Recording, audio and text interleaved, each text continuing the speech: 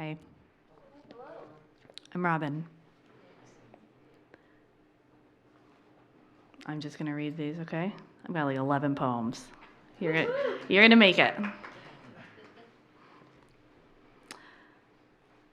This poem is called, "This Poem Will Be Sad If You Don't Read It," or Poem for My Spoon.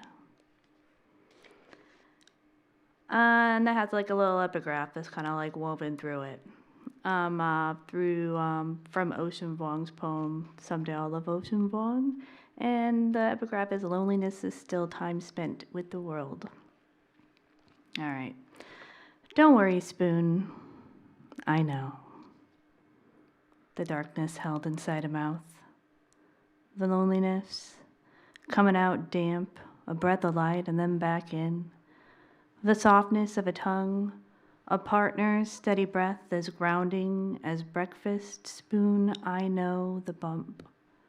From when somebody bent you out of shape and back again, I know that it is still there. Spoon, I know you're anxious for time spent lightly loafing over granola in a white mikasa bowl. A day when you feel a thumb-size hollow fill up briefly. Puddle of almond milk, Saturday morning sun. A day when your body knows it is here with the world. Kitchen idol. Bored, my children open me up like a fridge to find out what's inside. I glow and show them leftovers mostly, some of it over a week old. I hold on to them as long as I can. Satisfied that nothing has changed, my children wander off and I am dark inside again and cold. But my tomato is beating. It is beating, and I hum.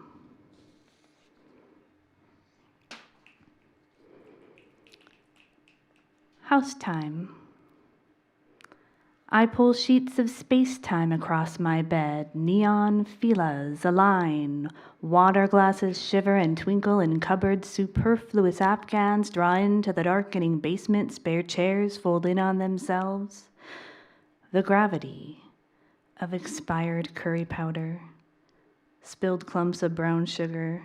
Common spice dust is reduced, and I can focus on the threads separating related objects, each into its own private time, this space integral to its being.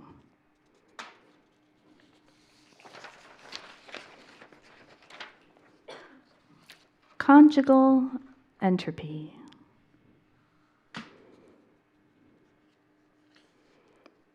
I bring my heat into this house.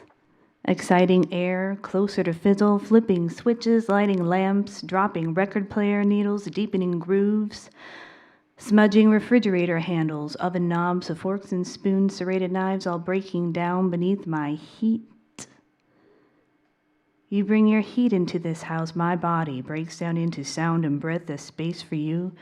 You wear me down inside.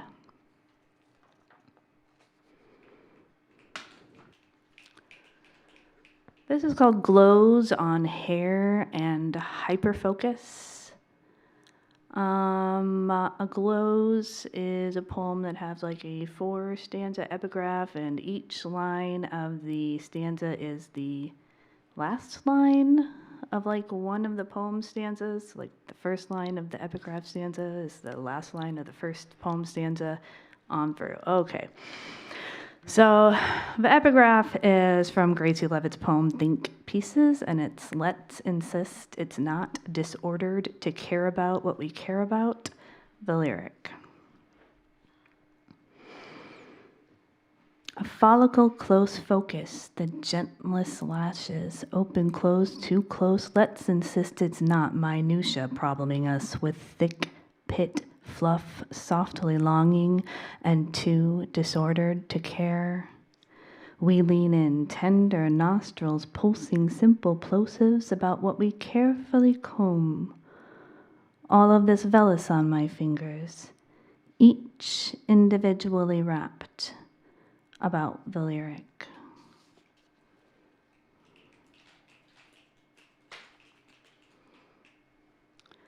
Maximalism and wallpaper.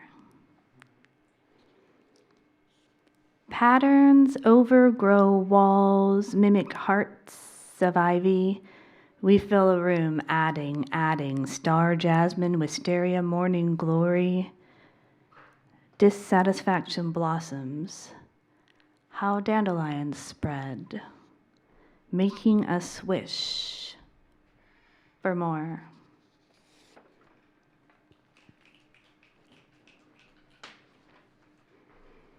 Trust fall into garbage disposal.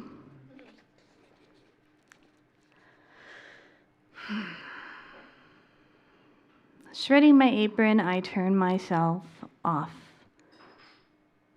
A boy splattered garbage juice on my back. I feigned sleep. Now I've been housewifed so long. I am puzzled by reintegration. I sort names for a robin in the kitchen. Rotkelchen, Chervenko, Singvogel. One kind of lyric is not enough. You're turned into some things, and you turn thready strips into cotton nests, plush eggs speckled. Wild variations emerge when I push, gently spinning, these soft mutant bundles.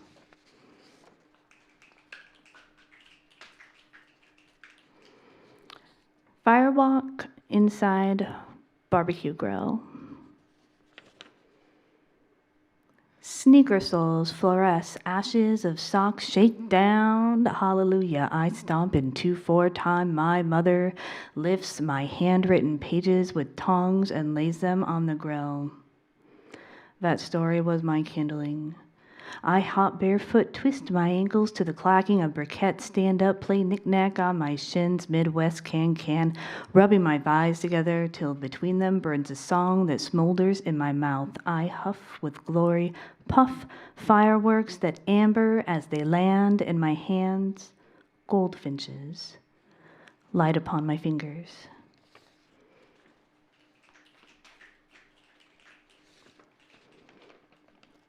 Light switch. The light switch. Your fingertip touching, and a light turns on inside my heart after so many unfelt grips. My hand around the fork, the spoon in your mouth, reader, it's personal. The chair cushions reshaping, the blanket a weight over our shoulders, on our lap up to our chin. A breath of space between us. This is the closest we come to refamiliarizing ourselves with the world and what we've made of it.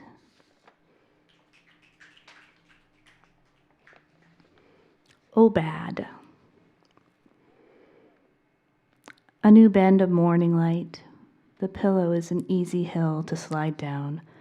My coffee serves up flippancy, so jobs are lost. We'll eat less. My son cuts orange smiles, his hair bleached blonde and permed in beachy waves, and I recall young summers when my stomach bore no seams and gravity pulled sunlight differently. This morning I will fluff the pancakes high, bake quiche, more cream than eggs, melt butter into yellow pools. I'll imitate the sun, make brilliant brevity. Last one, you almost made it. I sift crumbs in sheets, shift in bed as stars tick in the sky. My body moons. It filled with milk my children drank, and now it is black tea. The bitterness of oversteeping wrestles with my tongue, but I have plucked a peach from every day. I'm fuzzy on the details of my life. Its pits pile up inside my house, these little brains, bright bits of flesh stuck in their creases. I suck on them and seep the sugar out. Thank you.